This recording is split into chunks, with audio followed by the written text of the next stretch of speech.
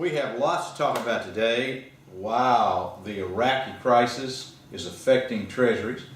They're going up, flight to quality. Yields are at 2.58. I thought we'd be at 3 by now. So did a lot of people. They thought that when the Fed was going to do this taper, cut down all the purchases, the price was going to drop, interest rate was going to go up. People, a lot of predictions. And then we have a prediction that the new members of the Fed would not be confirmed, and yet we have 2 that are already confirmed. Yeah. Forecasting is just not that strong. The unfortunate thing is they're economists, but that's okay. All right, that's okay. We'll have to talk about that another day, another time. Let's talk about where we are and what the rest of 2014 holds. We're almost the mid-year is the All-Star break. We're almost to the All-Star break. On Wednesday the Fed Open Market Committee meets, and everybody assumes that they will announce another decrease in their consumption, going from 45 billion down to 35 billion. The continuation of the taper. Right.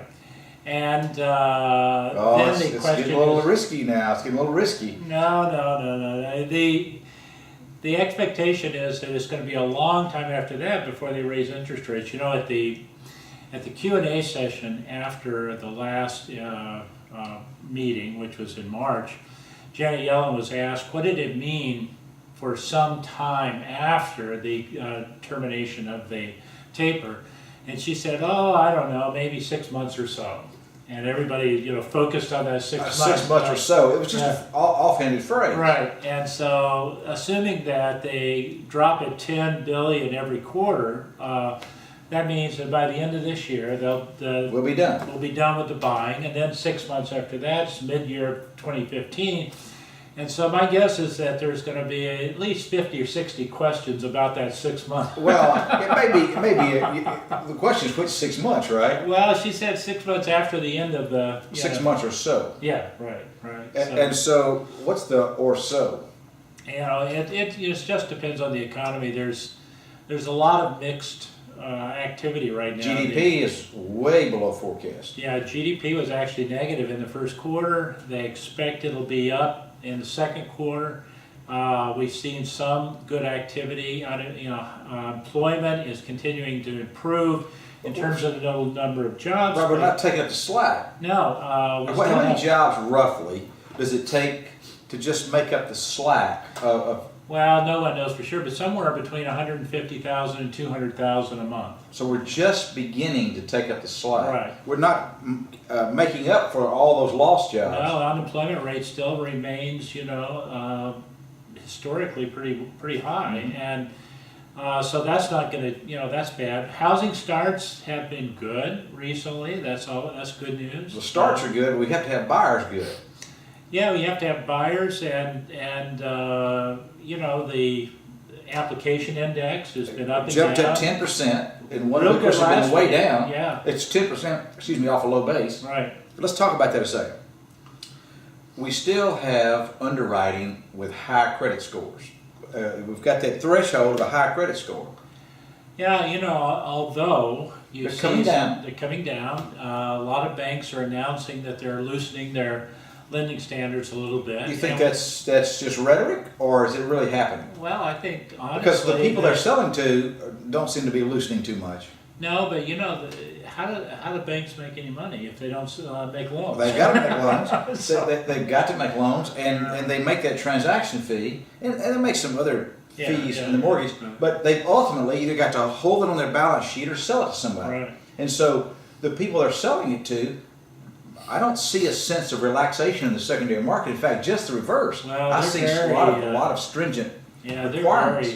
They were pretty badly burned, still being burned in many cases, so I guess they're going to be a little bit hesitant. We still don't have all the litigation out. No. We saw Citi reserve about $1 billion for future litigation costs. We're just beginning to see this work its way through, and all these banks have not paid their pro rata share. Right, and Department of Justice just came out against Bank of America and Citi. It's still taking a while to work through all of that. It's amazing it's taken so long. When is the regulatory issue, when is that in the litigation expense from the past going away?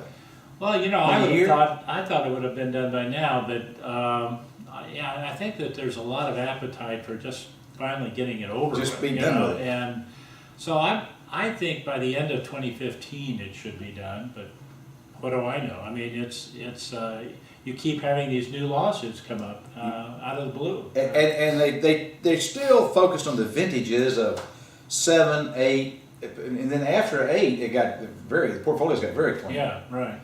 But it was that period right leading up to the crash, and then immediately right after the crash. So let's step back and let's look at our financial markets. Are they relatively sound versus the rest of the world? Well, yeah, compared to the rest of the world. Well, it's all relative, right? Yeah, right. Well, I don't know. There was an article I read this morning that was talking about some speculation about another recession in 2016 and whether or not that was going to impact the presidential election. It's still possible that things could have a downturn because even though things are improving, they're not strong. No, they're not. Their underlying fundamentals, the foundation, it's like almost like it's a moving foundation. It is. The stock market seems to be very optimistic. Well, the stock market is optimistic for a couple of reasons. One is rates are low, companies are borrowing money, and they've cut costs. And that's people. They've also gotten more efficient, and so profits are doing relatively well in these corporations. They are, and the only problem with that whole scenario is that there are just not a lot of buyers out there. If you get more efficient, you have fewer employees. Fewer employees means well, less the job salary, creation is a small business, and small business is not doing that well. Right. They don't have the borrowing power that larger corporations do, and so as a result, they tend to get crowded out. When there's a credit squeeze, like we've had, Exactly. They get crowded out of the market. They do. And so they don't have the buyers, and so it may be that things look good for a short period, but it may not last, and that's what people are worried about. Maybe an expense reduction in a balance sheet play where corporations are financing at a low rate and squeezing extra margin out of their expenses. Right. But at some point in time, the only way to really grow is to have top line growth in terms of revenue. That's exactly right. And we're seeing that in some companies. We're also seeing mergers. We're seeing tax plays. This morning, Medtronic bought Covidien or announced the purchase of Covidien, and they're going to move the headquarters to Ireland for a tax play. Yeah. Yeah, there's... Well, and so, offshore stuff is just amazing. There was a big article in the New York Times this weekend about that, and a lot of these companies are parking it offshore, thinking that there's going to be at some point a change in the laws to allow them to bring that money back on. And well, banking tends to be going the opposite direction. The European banks want to be in the U.S. Right. Yeah, they want to have operations in the U.S. because of the financial nature of our markets.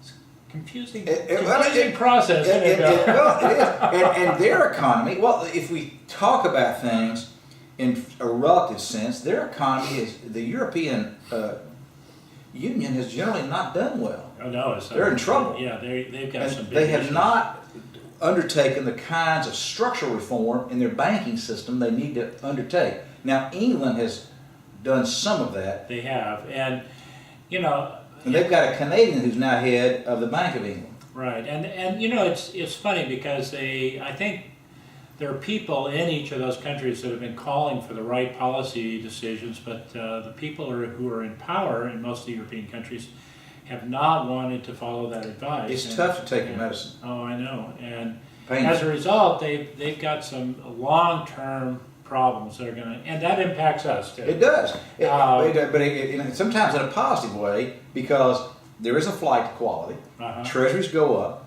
They're perceived to be the bellwether in terms of quality. Treasuries go up, rates go down. That helps mortgage rates. Yeah, but it doesn't help exports. It does not help exports. That's Selling true. our products overseas. And again, the thing that's really lacking in our economy right now is consumption. And so any place we can get consumption is important. Whether it's here or overseas. Exactly. And so that's what we need right now. So you need to go out and open that checkbook and just buy a whole bunch. Just buy. So if you could buy anything you wanted, what would it be? I don't know. I've been looking at a motorcycle lately. Awesome. Awesome. What, Ducati? No, there was this Harley I was looking at. I can see you riding down the road on a Harley. Now, something tells me you might be the kind of person that buys a sidecar to go with it. No, I don't think so. You got a sidecar guy? They have the two wheels in front. They've got the I've seen those, tricycle-like yeah, things. yeah, Those yeah. are very cool. They're very cool, but I don't want one of those. And you want a two-wheeler, that's like the riskiest. And so I can see you riding down the road in your leathers, kick back with your feet up in your boots, talking and thinking about mortgage rates. In fact, we'll have to do a mortgage view session on our motorcycles. That's all we have time for today, folks. You all have a fantastic week. This is FNC's Morning View. I'm Bill Ray with Bob Dorsey. Have a great week, Bob. You too, Bill. Goodbye.